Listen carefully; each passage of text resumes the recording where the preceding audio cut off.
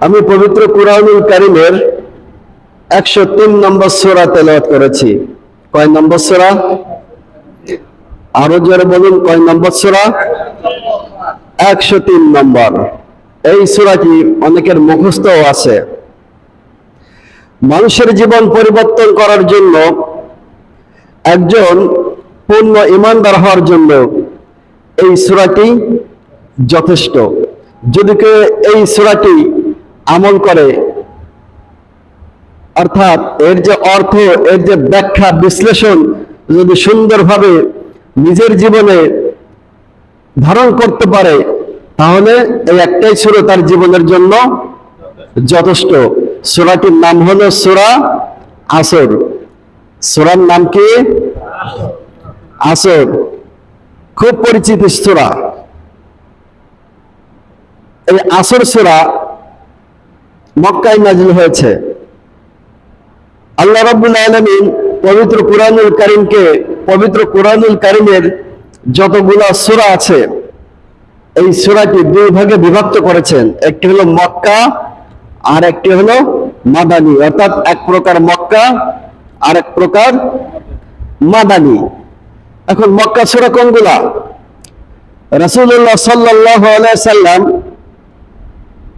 তার মক্কা জীবনে যতদিন তিনি মক্কায় ছিলেন, মক্কায় থাকাকালীন যে সূরাগুলো নাজিল হয়েছে, সেই সূরাগুলো হচ্ছে মাক্কি সূরা। আর যখন হিজরত করে মদিনায় গিয়েছিলেন, মদিনায় থাকাকালীন যে সূরাগুলো নাজিল হয়েছে, সেই সূরাগুলোর নাম মাদানী সূরা। তাহলে আমরা যে সূরাটি তেলাওয়াত করেছি, এই সূরাটি কোন জায়গার সূরা? মক্কা না মাদানী? মক্কা, অর্থাৎ মক্কায় নাজিল হয়েছে। এই সূরাটিতে আয়াত আছে মাত্র 3টি। কয়টি আয়াত? 3টি। এই 3টি আয়াতের কথা বলবো ইনশাআল্লাহ। আল্লাহ রাব্বুল আলামিন এই পৃথিবীর বুকে আমাদেরকে সৃষ্টি করেছেন। কোন কারণে সৃষ্টি করেছেন? কিসের জন্য সৃষ্টি করেছেন? আমরা কি জানি? জানেন না? আল্লাহ কিসের জন্য সৃষ্টি করেছেন? একমাত্র, শুধুমাত্র, কেবলমাত্র তার গোলামি করার জন্য। পবিত্র কুরআনুল কারীমের 51 নম্বর সূরা, সূরা জারিয়াত এর 56 নম্বর আয়াতে বলেছেন, ওয়ামা খালাকতুল জিন্না ওয়াল ইনসা ইল্লা লিয়াবুদুন। আমি পৃথিবীর বুকে মানুষ এবং জিন সৃষ্টি করেছি একমাত্র, শুধুমাত্র, কেবলমাত্র আমার ইবাদত করার জন্য, গোলামি করার জন্য। তাহলে আমাদেরকে আল্লাহ কি জন্য সৃষ্টি করেছেন? আল্লাহর গোলামি করার জন্য। জোরে বলেন, কি জন্য সৃষ্টি করেছেন? গোলামি করার জন্য। আল্লাহর গোলামি যদি আমরা দুনিয়ার বুকে করতে পারি, দুনিয়ার বুকে যদি আল্লাহর গোলামি করা যায়, তাহলে দুনিয়ার জীবন, আখিরাতের জীবন আমাদের জন্য সাকসেস হয়ে যাবে। জোরে বলুন না ঠিক না ঠিক? আল্লাহ রাব্বুল আলামিন আমাদেরকে পৃথিবীতে পাঠিয়েছেন খাওয়া দাওয়া ফুর্তি করার জন্য না, কিছু দায়িত্ব দিয়েছেন। গোলামি করার পাশে কিছু দায়িত্ব করা লাগবে। কি দায়িত্ব পালন করা লাগবে? আমি যে সূরাটি তেলাওয়াত করেছি, এই সূরাটির মাধ্যমে অবশ্যই বুঝতে পারবেন। অর্থাৎ আমি যে সূরাটি তেলাওয়াত করেছি, যদি সুন্দর করে মনোযোগ সহকারে শোনেন, তাহলে আল্লাহ রাব্বুল আলামিন যে দায়িত্ব দিয়েছে, সেই দায়িত্বগুলো আমরা, কি দায়িত্ব দিয়েছে, সেই দায়িত্বগুলো সম্পর্কে আমরা জানতে পারবো। আল্লাহ রাব্বুল আলামিন আল্লাহর প্রতি আমরা বিশ্বাস রাখি রাখি কিনা? আসমানটা কার?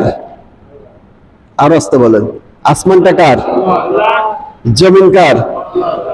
আমাদের জীবন কার? মরণ কার?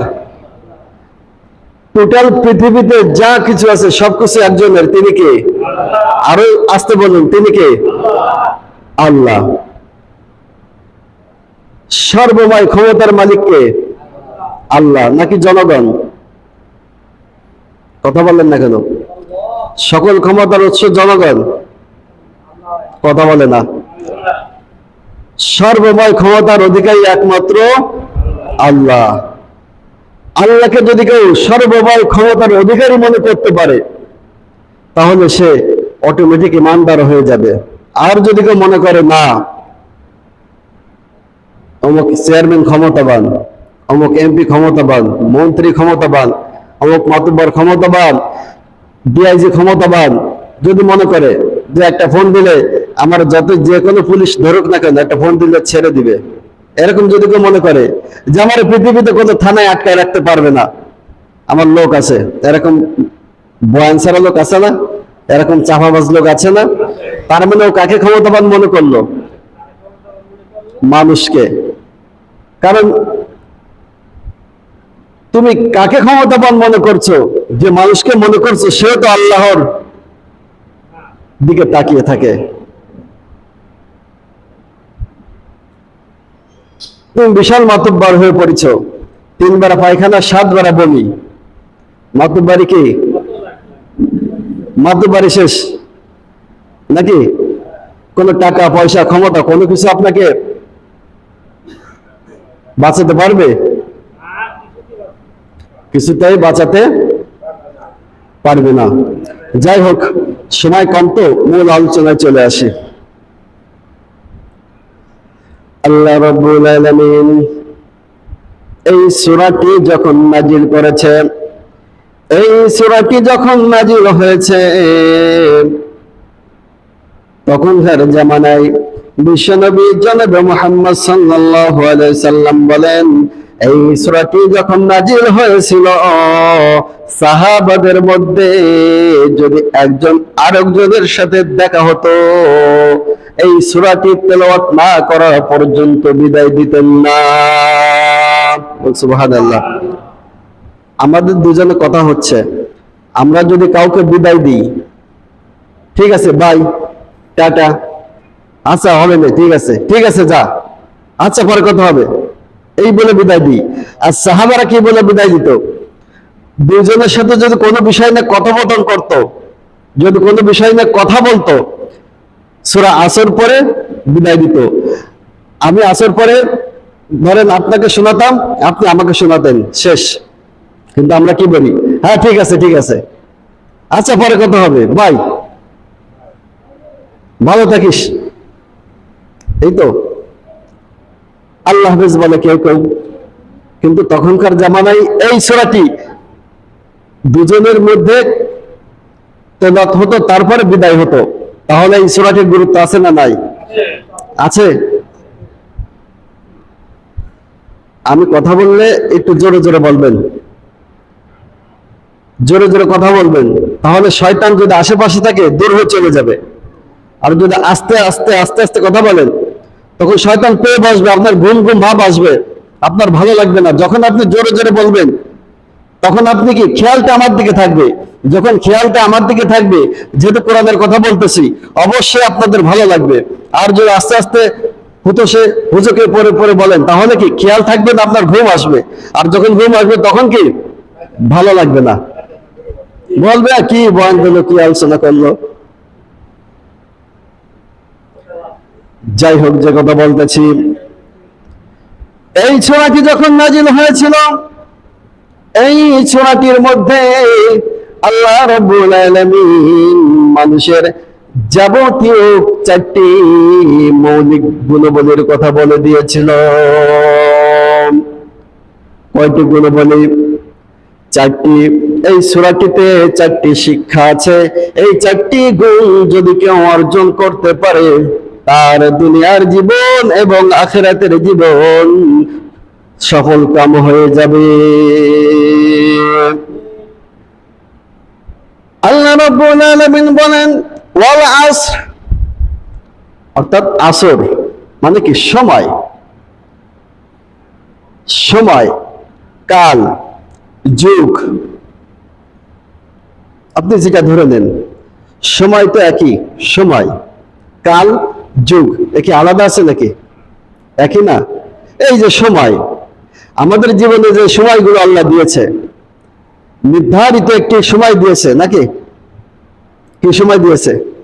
আমরা নামাজ পড়তে এসেছি, নির্ধারিত একটি সময় আছে যে 12:30 থেকে সর্বোচ্চ গেলে 2টা, এর ভিতরে বাড়ি চলে আসবো, 1.5 ঘন্টার ভিতরে আমাদের নামাজ শেষ, নাকি বেশি হবে?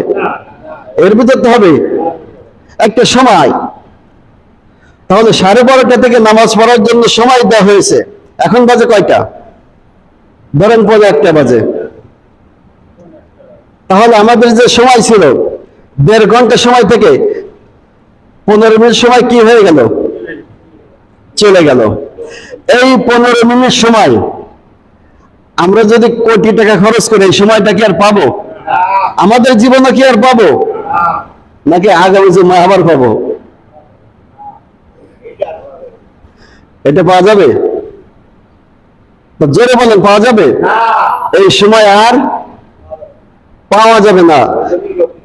যে সময়টা চলে যাচ্ছে এই সময় আর কখনো ফেরত আসবে না। সময় খুব মূল্যবান, খুব দামি। যাদের বাড়ি কাটা ঘড়ি আছে, যাদের বাড়ি কাটা ঘড়ি আছে, কাটা ঘড়ি বোঝেন তো? ডিজিটাল না। দেখেন সেকেন্ডের কাটা ঘুরতে ঘুরতে এই মাথা থেকে আরেক মাথা যা গেলে 1 মিনিট শেষ, মিনিটের কাটা ঘুরে গেলে 1 ঘন্টা শেষ, ঘন্টার কাটা এইভাবে 24 বার ঘুরে গেলে 1 দিন শেষ। তাহলে মিনিট চলে যাচ্ছে, সেকেন্ড চলে যাচ্ছে, ঘন্টা চলে যাচ্ছে, দিন চলে যাচ্ছে, সপ্তাহ চলে যাচ্ছে, মাস চলে যাচ্ছে, বছর চলে যাচ্ছে। আমাদের জীবনের হায়াত মনে হচ্ছে আরো বৃদ্ধি পাচ্ছে নাকি? বুঝতেছেন না? কথা বলেন, খালি চুপ করে থাকলে হবে না, একটা সারা শব্দ দিতে হবে। আপনারা যে আছেন তা আমি বুঝবো কি করে? তাহলে কি আমি সরলভাবে বোঝানোর চেষ্টা করতেছি যে মিনিট চলে গেল, সেকেন্ড চলে গেল, ঘন্টা চলে গেল, দিন চলে গেল, সপ্তাহ চলে গেল, মাস চলে গেল, বছর চলে গেল। এইভাবে আপনাদের আমাদের নির্ধারিত একটি হায়াত দেওয়া রয়েছে। এই ঘড়ির কাঁটার মতো হায়াত চলে যে শেষ হয়ে যাবে।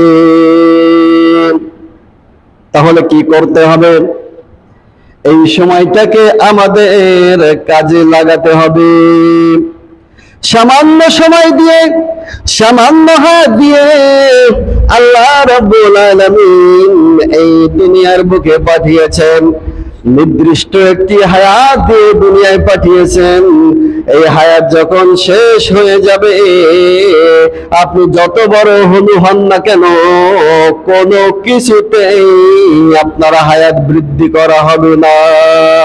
জোরে বলুন না ঠিক না ঠিক? তাহলে সময় আমাদের কাজে লাগাতে হবে। কোন কোন মুফাসসির কিরাম বলেন সময় হলো বরফের মতো। বরফ দেখেছেন? কেউ বরফ দেখেছেন? যে যে কথা বলবেন না মনে করবো সে দেখিনি। কেউ কেউ বরফ দেখেছেন?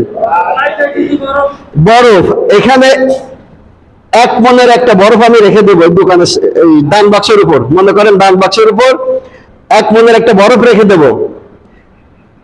একদিন পরে এসে ওই 1 মনের বরফ তো 2 মন হয়ে যাবে নাকি? কি হবে? বর্ষে যাবে। তাহলে বরফ আস্তে আস্তে আস্তে আস্তে কি শেষ হয়ে যাবে। আমাদের সময়, আমাদের হায়াত, আমাদের যুগ, আমাদের কাল আস্তে আস্তে আস্তে আস্তে এভাবে শেষ হয়ে যাবে।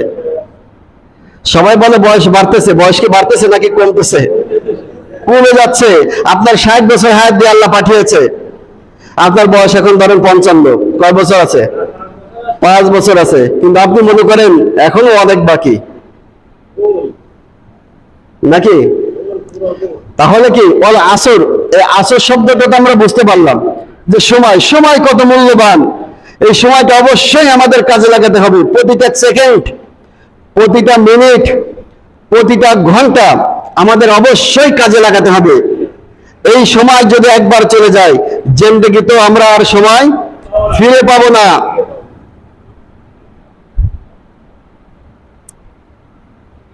ইন্নাল ইনসানা লাফি খুসর, আল্লাহ রাব্বুল আলামিন বলছেন প্রতিটি মানুষ ক্ষতিগ্রস্তের ভিতর লিপ্ত। নাকি আল্লাহ বলতেছে, আল্লাহকে মিথ্যা কথা বলছে? আল্লাহ কসম দিয়ে বলছে ওয়াল আসর, সময়ের কসম, ইন্নাল ইনসানা লাফি খুসর, প্রতিটি মানুষ ক্ষতিগ্রস্তের ভিতর লিপ্ত। তার মানে কি বোঝা গেল? যত মানুষ আছে সব মানুষ ক্ষতিগ্রস্তের ভিতরে লিপ্ত।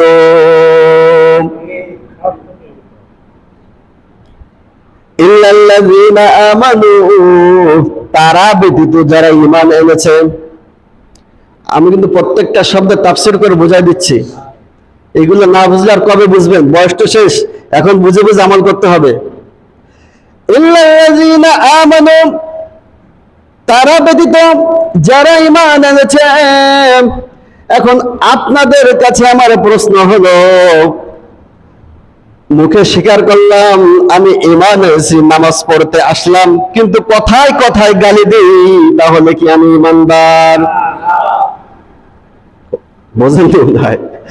আমি কথায় কথায় মিথ্যা কথা বলি, আমি নামাজ পড়ি মিথ্যা কথা বলি, আমি নামাজ পড়ি মানুষকে গালি দেই, আমি নামাজ পড়ি মানুষের হক নষ্ট করি, আমি নামাজ পড়ি মুখে স্বীকার করছি আমি ঈমান এনেছি, কিন্তু আমি সুদ খাই। মুখে স্বীকার করছি আমি ঈমান এনেছি, আমি ঘুষ খাই। মুখে স্বীকার করছি আমি ঈমান এনেছি, কিন্তু ইসলাম বিরোধী যারা করে তাদেরকে সমর্থন করি। ঠিক না বেঠিক? তাহলে কি আল্লাহ বলতেছে ইল্লাল্লাযীনা আমানু, যারা ঈমান এনেছে। আমি নামাজ পড়তে এসেছি, আমার জুব্বা আছে, দাড়ি আছে, টুপি আছে, চেহারা মাশাআল্লাহ অনেক সুন্দর, আর সুরত সুন্দর, সবকিছু সুন্দর। ঈমান এনেছি, স্বীকার করেছি, সবাই বলতেছে আমি ঈমানদার, কিন্তু আমার ভিতর যদি এই ধরনের খারাপ কাজগুলো থাকে, তাহলে কি আমি ঈমানদার? ঈমানদার? ঈমানদার না।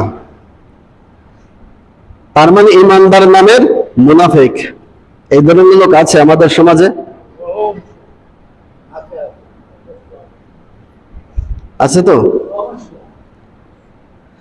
ঈমানদার নামের মুনাফিক কথায় কথায় গালি দেয়, কথায় কথায় মিথ্যা কথা বলে, কথায় কথায় কসম কাটে, কথায় কথায় মানুষকে আর কি দোষারোপ করে, সুদ খায়, ঘুষ খায়, জেনা, ব্যভিচার ইত্যাদি যাবতীয় বিষয় সবকিছু করে। আবার সাইনবোর্ড আছে, সে কখনো ঈমানদার হতে পারবে না। এই দেখেন একটা জিনিস বুঝাই, আমি এখানে বক্তব্য দিচ্ছি, কোরআন থেকে কথা বলছি। এই যে সময়টা, যারা আমার দিকে তাকিয়ে সুন্দর করে শুনতেছে, এরা কিন্তু সময়টা কাজে লাগাচ্ছে। আর যারা এদিক ওদিক তাকাচ্ছে, অন্যদিকে তাকাচ্ছে, এরা কিন্তু সময়টা কাজে লাগাচ্ছে না। কারণ যখন একটা দিকে খেয়াল যদি না থাকে, ওই বিষয়টা ক্লিয়ার ভাবে বোঝা যায় না। আপনি নিচের দিকে তাকায় কি করে বুঝবেন?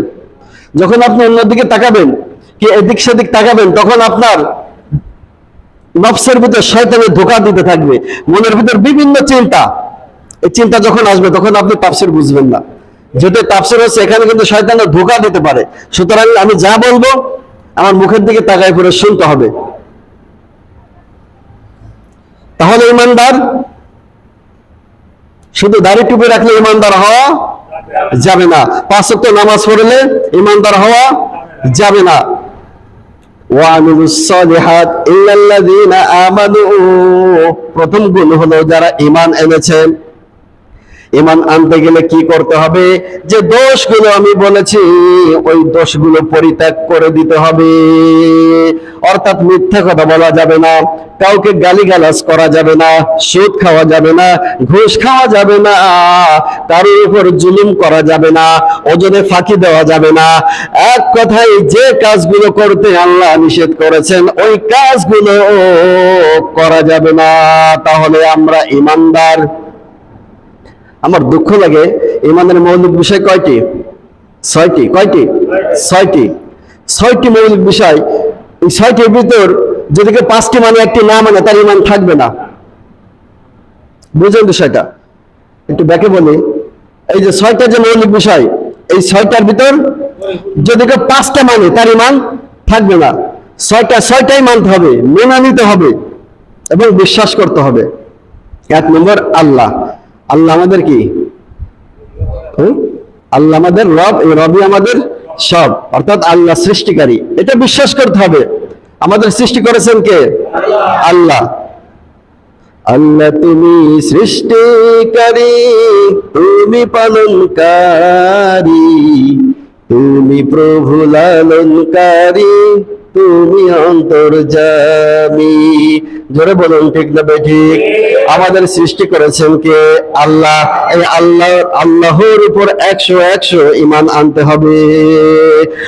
আমি মুখে বললাম আল্লাহর উপর ঈমান এনেছি, কিন্তু আল্লাহর বিধিবিধান আমি মানি না, তাহলে কি আল্লাহকে বিশ্বাস করলাম?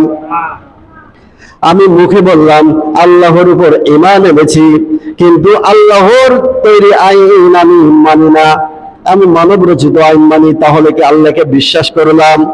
ঈমানের মৌলিক বিষয়গুলোর মধ্যে প্রথম নম্বর হলো আল্লাহর উপর ঈমান আনতে হবে। মুখে স্বীকার করলে হবে না, অন্তরে দিলের মধ্যেও ঈমান ধারণ করতে হবে। দুই নম্বর হলো রাসূলদের প্রতি ঈমান। নবী রাসূলদের প্রতি ঈমান। নবী রাসূল দুনিয়াতে এসেছে আমরা সবাই জানি, বিশ্বাস করি, কিন্তু নবী রাসূল দিনের জন্য মার খেয়েছে, হকের দাওয়াতের জন্য মার খেয়েছে, এটা আমরা মানি না। আছে না অনেকে ও মানে না।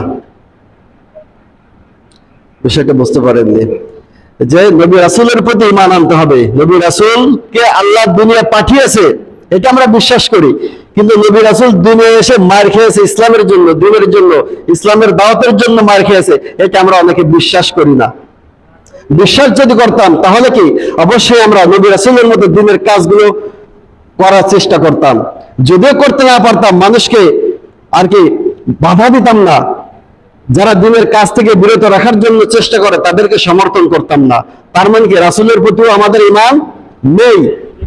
যদি থাকতো তাহলে অবশ্যই আমরা এগুলো বিশ্বাস করতাম এবং মানতাম।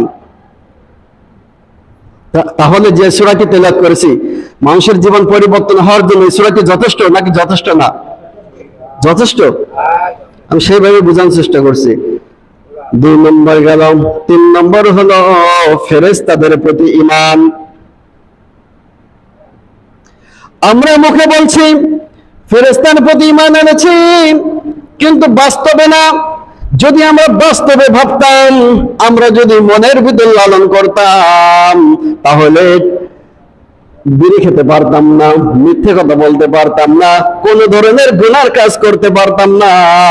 সব সময় মনে করতাম আমাদের দুই কায়দে দুইজন লেখক রয়েছে, কবরের মধ্যে প্রশ্নের জবাব দিতে হবে, এই চিন্তা ভাবনা আমাদের চলে আসতো। কিন্তু কি না, হ্যাঁ ফেরেশতা আল্লাহ সৃষ্টি করেছে মানি, কিন্তু ফেরেশতার কাজ যেগুলো করে, যেগুলো দায়িত্ব আছে, যে কবরের ভিতর রাখলে দুজন ফেরেশতা আসবে, এটা আমরা মানি তো, কিন্তু মুখে মানি, কিন্তু ভিতর দিয়ে মানা লাগবে। ভিতর দিয়ে যদি মানতাম তাহলে কোনো গুনার কাজ করতে পারতাম না, একেবারে মানে কি ভয় তো করতাম না, তাহলে ফেরেশতার প্রতি ঈমান হয়ে যেত যদি গুনার কাছ থেকে বাঁচতে পারতাম। নাকি বুঝতে পারছেন না? হ্যাঁ, ভয় আসতো। 3 নম্বর গেল, যেহেতু সময় কম সংক্ষিপ্ত করে বলছেন।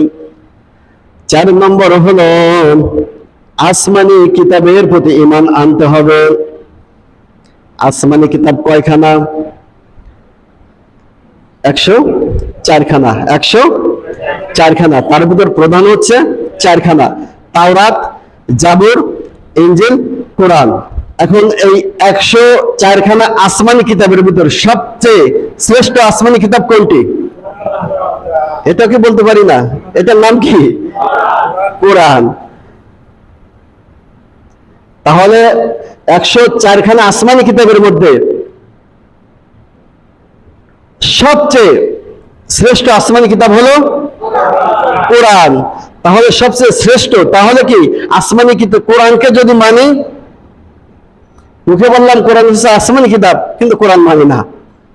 কোরআনকে যদি মানি তাহলে কি আসমানি কিতাব মানা হয়ে যাবে, অর্থাৎ কোরআনের প্রতি যদি ঈমান থাকে আসমানি কিতাবের প্রতি ঈমান থাকবে। কিন্তু আমরা তো না, কোরআন তো মানি না। তো কোরআনে বলছে সুদ খায় না, বেশি বেশি সুদ খাচ্ছি, ঘুষ খায় না, ঘুষ খাচ্ছি, মিথ্যা কথা বলো না, মিথ্যা কথা বলছি, নামাজ কাজা করো না, নামাজ কাজা করছি, রোজা রাখো, রোজা রাখছি না, জাকাত দাও, জাকাত দিচ্ছি না, কুরবান দাও, কুরবান দিচ্ছি না। তাহলে কেমন ইমানদার বলেন এবার? তাহলে তারা কি ইন্নাল ইনসানা লাফি খুস, ক্ষতিগ্রস্তের ভিতরে। এই ধরনের মানুষ যত টুপি থাকুক, পাগড়ি থাকুক, দাড়ি থাকুক, জুব্বা থাকুক, এই ধরনের মানুষ ক্ষতিগ্রস্তের ভিতর কি লিপ্ত, ক্ষতিগ্রস্তের ভিতর লিপ্ত। তাহলে কি কোরআন যদি আসমানি কিতাব হিসেবে আমরা মানি, যে কোরআন আসমানি কিতাব আমি মানি, কিন্তু কোরআনের আইনে তো মানা লাগবে, কোরআনের মধ্যে যা আছে তাও তো মানা লাগবে। নাকি শুধু মুখে বললাম মানি, অন্তরে বললাম কি হবে, তাই না? সমাধান চাও যদি জীবনে মরণে, ফিরে যাও খুঁজে নাও চোখ রাখো কোরআনে। মানুষের জীবনের সমাধানের জন্য একমাত্র এই কোরআনই যথেষ্ট। পৃথিবীতে এমন কোন কোরআন নাই, পৃথিবীতে এমন কোন কিতাব নাই, এমন কোন বই নাই যার ভিতর মানুষের দুনিয়া এবং আখিরাতের কথা হুবহু আল্লাহ দিয়ে দিয়েছে। আছে? কিন্তু কোরআনের ভিতর সব আছে, দুনিয়া আখিরাতের কথা। তাহলে এটা শ্রেষ্ঠ। এটা যদি শ্রেষ্ঠ কিতাব হয়, এটা যদি আমরা বিশ্বাস করি, তাহলে এই কিতাবে যা যা আছে আমাদের এটা মেনে নিতে হবে। আর যদি মুখে মুখে মেনে না নিই, মানে মুখে মুখে মেনে নিই, অন্তরে মেনে না নিই, তাহলে আপনি কি ইন্নাল ইনসানা লাফি খুস, অর্থাৎ আপনি ক্ষতিগ্রস্তের ভিতর লিপ্ত। অনেকে চিন্তা করে আমি তো নামাজ পড়ি, ও তো তাও পড়ে না, এরকম বলে না, আমি তো নামাজ পড়ি, ও তো তাও পড়ে না। আরে তুমি এইগুলো যদি না মানে, তোমার নামাজ পড়াও কি না পড়াও কি? ও তো পড়ে না, ভাবে রাখছিলাম পড়িলে, কিন্তু তুমি নামাজ পড়ো এগুলো মানো না। নামাজ পড়ো কি মানুষকে গালি দিচ্ছ, মানুষের সাথে চগলখড়ি করতেছো, মিথ্যা কথা বলছো, মানুষকে ঠকাচ্ছ, হক নষ্ট করতেছো, জুলুম করতেছো। তাহলে তুমি নামাজ পড়াচ্ছে, যারা নামাজ পড়ে না তারা কি এদের থেকে ভালো আছে? ওরা তো পড়েই না, এক ভাব যে আমি পড়েই নেই। তার মানে কি বোঝা যাচ্ছে? এই তথ্য বিশ্লেষণ করে বলতেছি যে কোরআনের উপর, মানে আসমানি কিতাবের উপর বিশ্বাস রাখতে হবে পরিপূর্ণ। যদি আসমানি কিতাবের উপর বিশ্বাস রাখি তাহলে কোরআনকে বিশ্বাস করতে হবে। আর কোরআনকে যদি বিশ্বাস রাখি, কোরআনের যে আইনগুলো আছে এই আইনগুলো আমাদের মেনে নিতে হবে। কথা কি বুঝে আছে?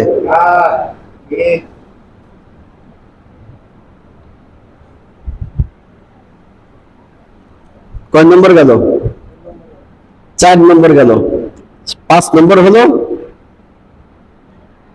যে আখিরাতের প্রতি না, তাকদীরের প্রতি ঈমান। 5 নম্বর, ঈমানের মৌলিক বিষয় কয়টি? 6টি। এই 6টি বিষয় থেকে যদি একটি বিষয়কে সন্দেহ পোষণ করে, যদি একটি বিষয়ও মনে প্রাণে মেনে না নেয়, তাহলে সে কি ইন্নাল ইনসানা লাফি খুস, ওই মানুষগুলো ক্ষতিগ্রস্তের ভিতর লিপ্ত। অর্থাৎ ওরা ঈমানদার না, যত ঈমানের সাইনবোর্ড থাকুক ওরা ঈমানদার না। তাহলে 5 নম্বর হলো তাকদীরের উপর বিশ্বাস করতে হবে। ভাগ্যের উপর তো অনেকে বিশ্বাসই করে না, করে এত সরাসরি বিশ্বাস করে না। অন্যগুলো তো মুখে মুখে বলে হ্যাঁ কোরআন আল্লাহর কিতাব আমরা মানি, অন্তরে করুক আর না করুক মুখে মুখে বলে। আর তাকদীর তো মুখে বলে না, যে অনেকে আছে যে তাকদীর মানে না, বিশ্বাস করে না। মানুষকে সৃষ্টি করার আগে তার ভাগ্যে যা কিছু আছে 50,000 বছর আগে লিখে দেওয়া হয়েছে, এটাকে বিশ্বাস করেন? কথা বলে না। আচ্ছা, আপনারা একটু পুরুষ মানুষের মতো জবাব দেন, এটা বিশ্বাস করেন? এই বড় আছে। তাহলে 50,000 বছর আগে লিপিবদ্ধ আছে যে মানুষের জীবনে কি কি ঘটবে, কি কি ঘটবে না।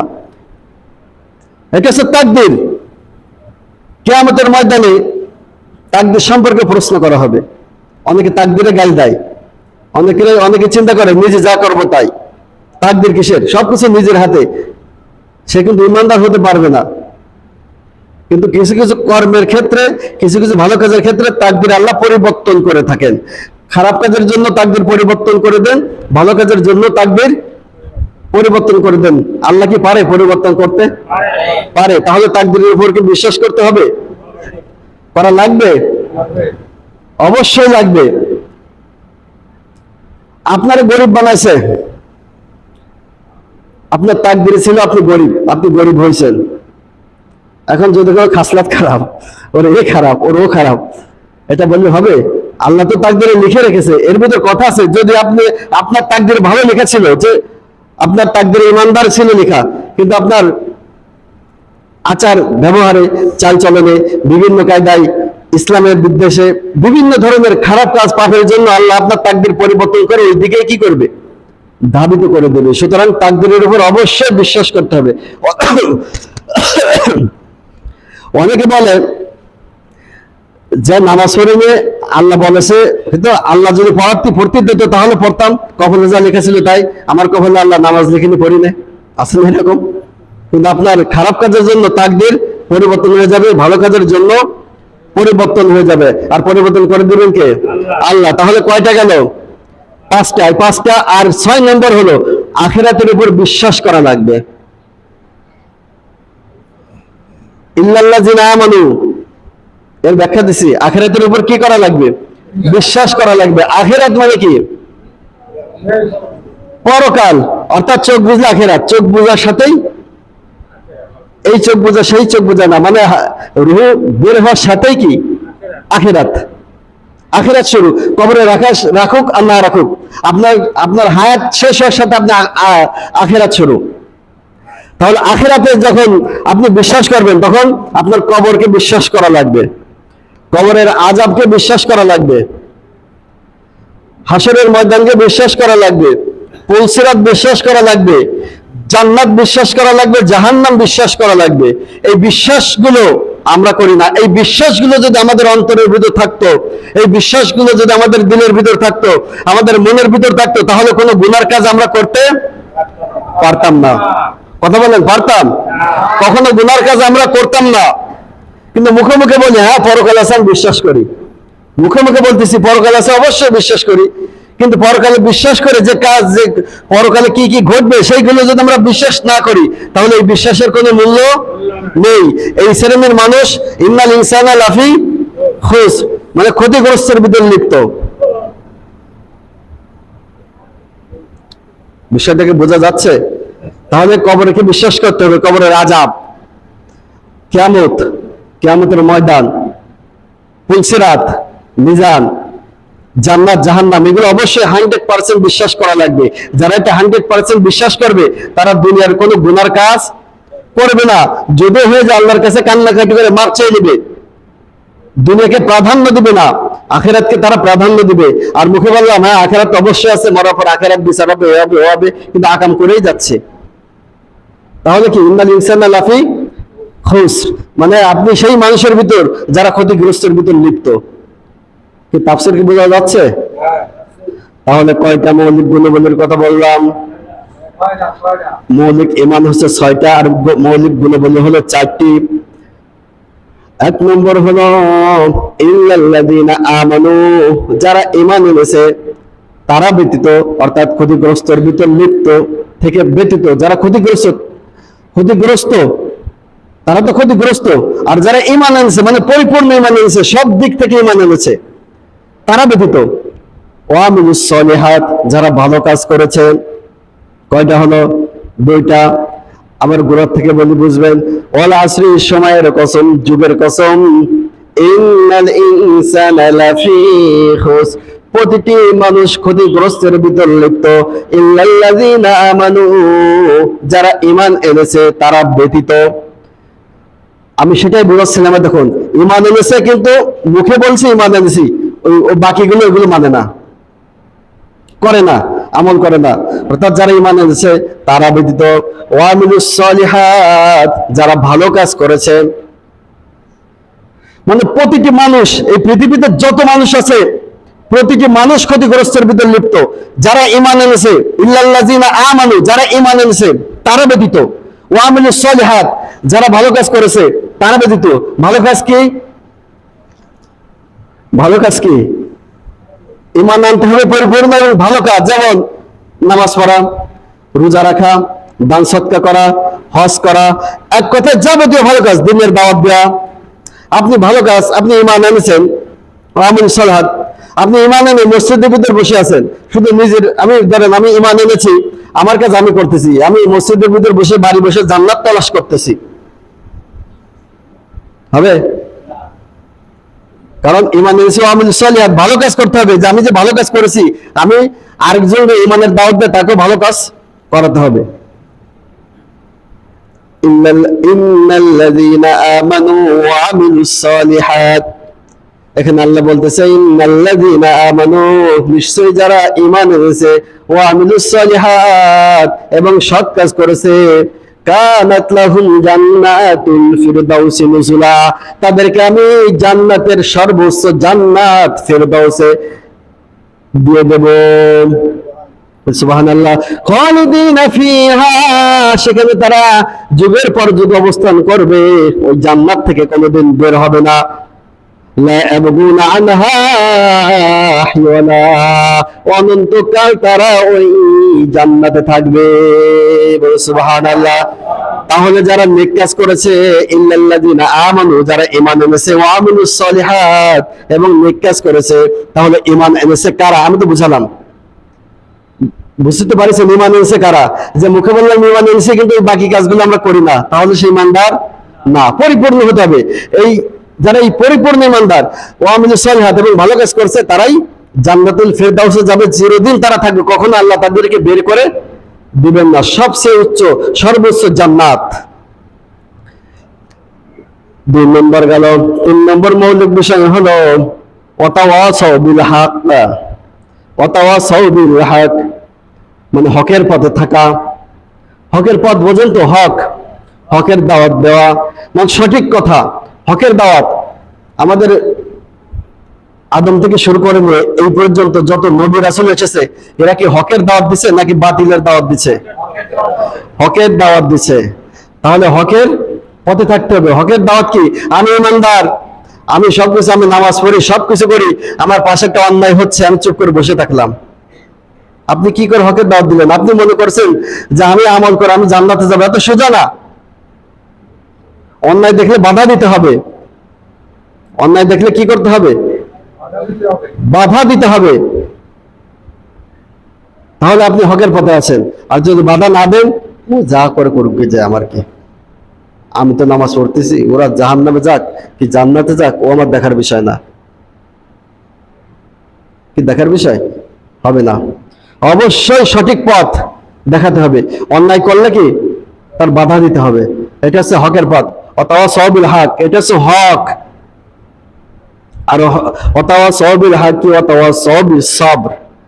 এবং এই হকের পথে যখন আপনি বাধা দিতে যাবেন, উদাহরণ দিয়ে বুঝাই, আমি মনে করেন এখানে নাচ গান হচ্ছে, আমি যদি বাধা দিই, এখন আমার উপর তো মানে আমার তো মানে আপেল না আমার খাওয়াতে আসবে না নাকি? যারা ওই কাজগুলো করতেছে তারা তো আমার আপেল খাওয়াবে, এসে কি করবে না? আমার তো মারতে পারলে আর ডানি বা তাকাবে না। সাধারণ উদাহরণ, ইসলামের পক্ষে কাজ করলাম, দ্বীনের কাজ করলাম, হকের পথে কাজ করলাম, এক কথা আল্লাহর কাজ করলাম, ভালো পথ দেখালাম। এই আল্লাহর কাজ করতে গেলে আমার তো বাধা আসবে নাকি? না, বাধা আসবে না মনে হয়, আসবে? শেষ করে দিচ্ছিস। হকের কাজ করতে গেলে অবশ্যই বাধা আসবে। হকের কাজ শুধু আলেম ওলামা করবে, শুধু ইমাম সাহেবরা করবে, আপনাদের কি কোনো দায়িত্ব নেই? আপনাদের কি দিনের কোনো কাজ করার কোনো দায়িত্ব নেই? নবী রাসূলুল্লাহ করে আছে, তা সাহাবীরা কি করেনি? করেছে। তাহলে আপনারা কি করছেন? যে নামাজ পড়তেছি, বাড়ি যাচ্ছে, খাচ্ছে, আইসে একটু গল্প গুজব করে আবার নামাজ পড়তেছি, বাড়ি যাচ্ছে, চাপ দিয়ে সিগারেট খাচ্ছে, বিড়ি খাচ্ছে, চা খাচ্ছে, পান খাচ্ছে, এই ইত্যাদি করে সময় পার করে দিয়ে আল্লাহর কাছে জাতি বন্ধু পাইছে গেলাম। এত সোজা? আমি তো প্রথমেই বলছি, এই যে সূরাটি আজকে তেলাওয়াত করতেছি, এই সূরাটি যদি আপনারা মনোযোগ সহকারে শোনেন, এই একটা সূরা আপনার জীবন পাল্টে দেওয়ার জন্য যথেষ্ট। তা কি কথা কি বলতেছে?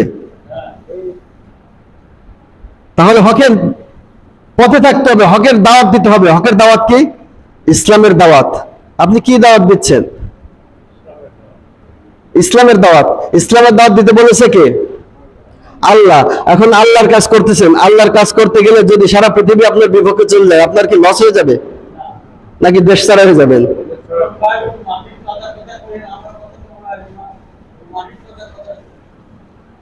আচ্ছা যাই হোক, যেহেতু সভাপতি বলছে আমি একটু বলতেছি, একটু শেষ করে দিই তাহলে। তাহলে হকের কাজ অর্থাৎ হক দ্বীনের কাজ করতে হবে, দ্বীনের কাজ করতে হবে। অর্থাৎ সবাই হক কি? যে অন্যায় দেখলে বাধা, তো যে অন্যায় হোক না কেন, যে কোনো অন্যায় দেখলে বাধা দিতে হবে, দ্বীনের দাওয়াত দিতে হবে। কোরআনের আইনগুলো, কারণ কোরআনের আইন যেখানে আছে সেখানে কিন্তু অন্যায় থাকে না, থাকে। এই জন্য কোরআনের আইন বাস্তবায়ন করার জন্য কি করতে হবে? চেষ্টা করতে হবে।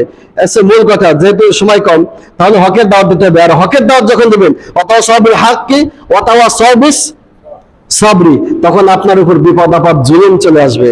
আপনি বাড়ি ঘুমাতে পারবেন না, আপনার ফাঁসি দেবে, আপনার ক্রস ফায়ার দেবে, আপনার মারবে। আমি যদি এখন নাচ গানে বাধা দিই, আমার মারতে চলে আসবে, আমার বিরুদ্ধে বিভিন্ন ধরনের ষড়যন্ত্র করবে, বিভিন্ন ধরনের আমার উৎখাত করার চেষ্টা করবে। কথা বলে ঠিক না ঠিক? তাহলে আমি যদি বাধা দেই করবে, তাহলে কি আমরা বসে থাকবো? কথা বলেন। এখন এই সব কাজ করতে গেলে, এই হকের কাজ করতে গেলে অবশ্যই বিপদ আপদ আসবে। তখন আল্লাহ বলতেছে অতাওয়া সবিস সাবর। তাহলে কি বললাম? ওয়াল আসরি, সময়ের কসম, ইন্নাল ইনসানা লাফি খুস, প্রত্যেকটা মানুষ ক্ষতিগ্রস্তের ভিতরে লিপ্ত।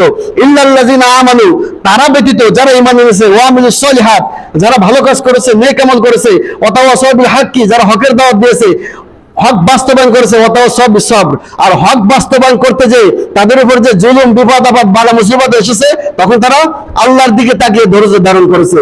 এরাই ব্যতীত আর যারা আছে সব আছে কি? ক্ষতিগ্রস্ত। এখন আমরা কোন পজিশনে আছি আমরা নিজেরা একটু ভাববো, রাত্রে শুয়ে পড়ে। রাজ আছি তো? আল্লাহ রাব্বুল আলামিন আমাদের সকলকে কোরআনের এই ছোট্ট সূরার উপর আমল করার তৌফিক দান করুক। ওয়া আখিরু দাওয়ানা। হ্যাঁ ঠিক আছে, ঠিক আছে। আচ্ছা।